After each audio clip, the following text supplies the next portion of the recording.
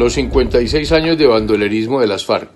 El final de la Guerra Mundial, en 1945, desató en la Unión de Repúblicas Socialistas Soviéticas una psicosis sobre una tercera guerra mundial alimentada por Occidente y decide invadirlo, aprovechándose de las desigualdades en América Latina, exportando el marxismo-leninismo a través del Partido Comunista.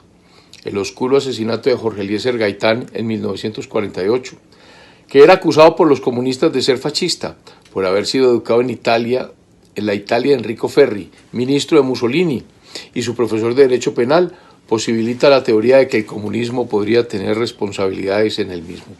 Varios hechos servirían para poner sobre el tapete esa posibilidad. A.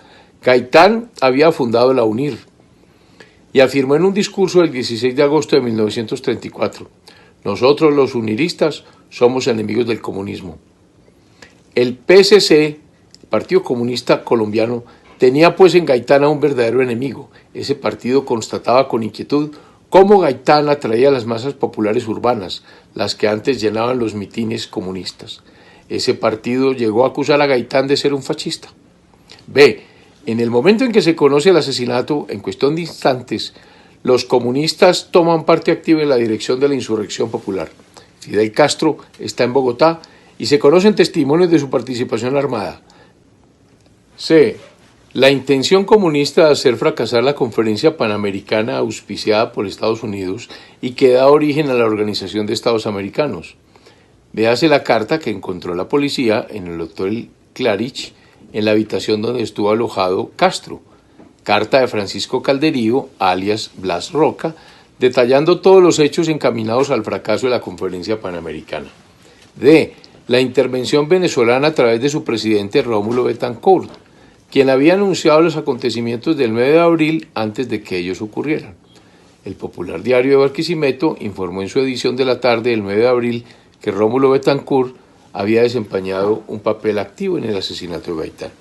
Lo cierto es que después del asesinato de Gaitán, el intento de enjuiciar al presidente Ospina por la mayoría liberal del Congreso, destituirlo y colocar en su reemplazo al designado, que era elegido por el propio Congreso de origen liberal, para facilitar el acceso al poder del liberalismo, por lo que quería adelantar las elecciones, ocasionaron el cierre del Congreso por parte de Ospina y el comienzo de una violencia política que fue llevada irresponsablemente por los jefes liberales a la provincia y al campo. Esa violencia política dio lugar a la creación de guerrillas liberales, las llamadas especialmente guerrillas del Llano, Guadalupe Salcedo, Dumar Aljure y otras. Dentro de este desorden aparecen guerrilleras de orientación comunista. Sube a la presidencia Laureano Gómez por la abstención decretada por el Partido Liberal ante la opinión de la falta de garantías. La violencia entonces se recrudece. Viene el golpe de Estado del general Gustavo Rojas Pinilla y el país liberal se calma. La mitad del conservatismo, Mariano Ospina Pérez, acepta la realidad. La guerrilla liberal entrega las armas. El Frente Nacional, creado en 1957 por los dirigentes de los partidos conservador y liberal, para volver a la institucionalidad perdida por el golpe militar de Gustavo Rojas Pinilla a Laureano Gómez en 1953, dejó desconcierto dentro del ejército y dentro de las guerrillas. Con la reconciliación de los dos grandes partidos, finaliza la actividad de la mayoría de las guerrillas. Las que siguen en pie degeneran en bandas. Es la aparición de los jefes bandoleros como Sangre Negra, Tarzán, Chispas, Mariachi y Desquite.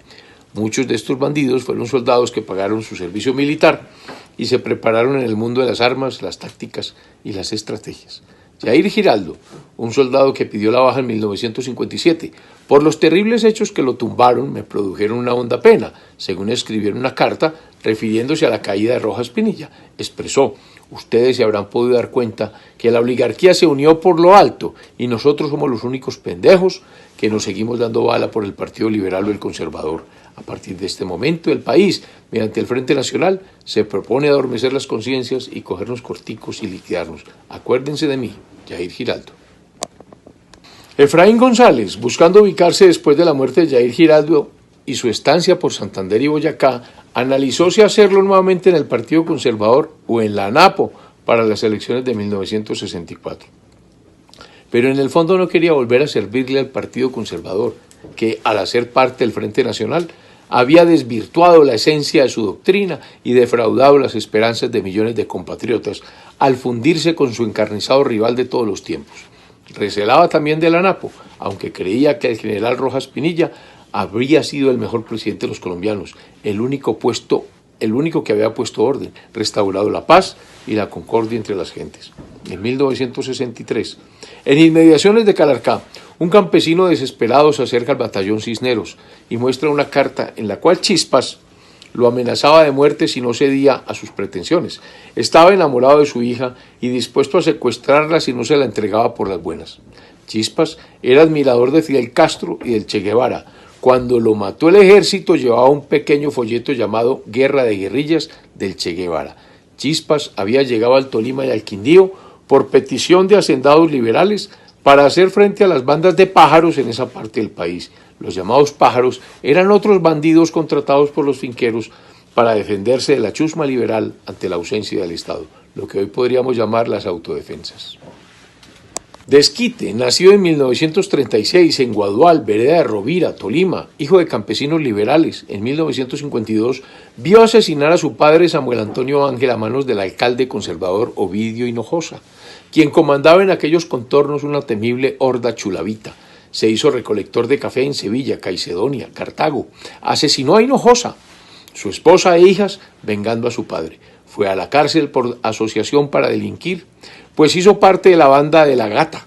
En La Picota se politizó, deslumbrado por los discursos de Jorge Eliezer Gaitán y los escritos de Eduardo Franco Izaza sobre las guerrillas del llano. Con la caída de Rojas Pinilla en 1957, se fugó de la cárcel, fue de la banda de Chispas e hizo banda aparte con Veneno y Peligro. Este capitán Veneno fue quien posteriormente dirigió la llamada República Independiente del Ariari.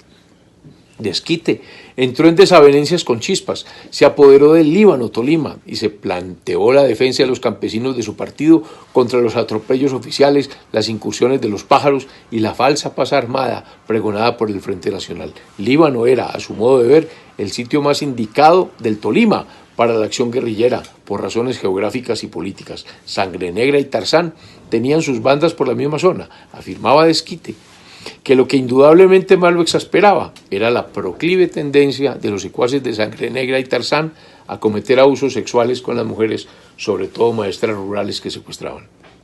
Desquite conoció a Pedro Brincos y su banda, especialista en la formación de cuadrillas, un hombre que sacaba provecho de la situación para convencer a los campesinos de que la solución para América Latina era la misma que había asumido la Revolución Cubana. Pedro Brincos hacía parte del movimiento obrero estudiantil campesino, MOEC, uno de los primeros intentos por alinear la Revolución Cubana en el marco internacional con la Unión Soviética. Se sabía entonces que el MOEC era un brazo disimulado del Partido Comunista que acechaba en la sombra. A finales de 1962, Desquite recibió una carta de Pedro Brincos en respuesta a otra que éste le había enviado. Estaba fechada en Bogotá, suscrita a nombre del MOEC, movimiento que desde meses atrás propiciaba una reunión nacional con los representantes de todos los focos dispersos por el país y que, según él, luchaban a brazo partido sin un plan estratégico y sin una coordinación centralizadora. Y la mediación de la Iglesia no era cosa de ahora, pues Desquite le escribió una carta a Sangre Negra. Hay cosas más importantes que debemos lograr. Una de ellas es hasta qué punto las propuestas del padre Raúl López nos convienen. Y era que efectivamente, desde tiempo atrás, el padre López, cura párroco de Armero, venía actuando como mediador entre las cuadrillas y la Sexta Brigada en busca de un cese de hostilidades. Se da entonces la unión de todos los bandoleros de este país en las montañas de Salento, departamento del Quindío, aunque hayan sido enemigos entre sí, Efraín González, Chispas, Desquite, Sangre Negra. Los gobiernos lo único que pretendían era sacar tajada del erario público y sentarse a manteles, mientras ellos se daban plomo en el monte como unos idiotas. No, compañeros, decían, debemos tener claro que, de ahora en adelante, nuestro enemigo no es el pobre campesino que sufre como nosotros, sino el Estado, representado por sus fuerzas armadas. Ellos son nuestros verdaderos enemigos, no más sangre conservadora o liberal. Nuestros enemigos son los detectives, los soldados y los policías que sirven al sistema, nadie más. Hacia ellos debemos enderezar los fusiles y las metralletas, decían. De todo esto quedó constancia en la prensa internacional. Jules Dubois, un reportero del Chicago Tribune, firma el 20 de noviembre de 1961 un artículo intitulado Armed Guerrilla Forces, a Threat to Colombians. Revela la existencia de organizaciones armadas que están apoderándose de varias regiones del centro del país para construir un Estado dentro del Estado. 3 días después, el periódico conservador El Siglo trata el mismo tema y publica un mapa con información precisa sobre las llamadas repúblicas independientes, 11 en total. Las repúblicas independientes repertoriadas por la prensa colombiana en 1961 son 11: Biotá o Tequendama, Sumapaz, Planadas, la futura Marquetalia, Río Negro, Río Chiquito, Miraflores, El Pato Guayabero, Ariari, Vichada, Herrera, San Juan de la China, Cimitarra y Urrao. Juan de la Cruz Varela, que controla el territorio del Sumapaz. En mayo de 1960 forma parte de una delegación comunista que viaja a La Habana. En una reunión con Fidel Castro y Ernesto Guevara, son informados de que Cuba está dispuesta a ayudarlos con armas, dinero y entrenamiento.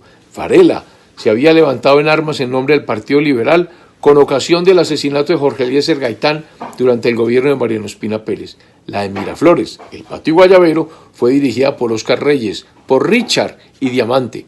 En la Herrera estaba Peligro. La de Urrao, dirigida por gentes del MRL, Movimiento Revolucionario Liberal, creado por Alfonso López Michelsen para enfrentar el Frente Nacional, al igual que las de Cimitarra y Carare, que son el hogar de lo que después fue el Ejército de Liberación Nacional. En Planadas estuvo Mariachi y en ese territorio, Marquetalia, se hicieron conocer Pedro Antonio Marín, tiro fijo, y su amigo indígena Isauro Llosa, alias Mayor Lister, lo mismo que Charro Negro. Los bandoleros del país entonces se tratan de legitimar bajo el amparo del comunismo. Esa tentativa de investir a esos bandidos irrecuperables de una legitimidad política, dándoles de hecho un mayor poder sobre las poblaciones indefensas, fue una jugada coherente. ¿Acaso eso no era permitido y hasta recomendado por los manuales soviéticos que explicaban cómo utilizar el lumpenproletariat en la construcción del comunismo?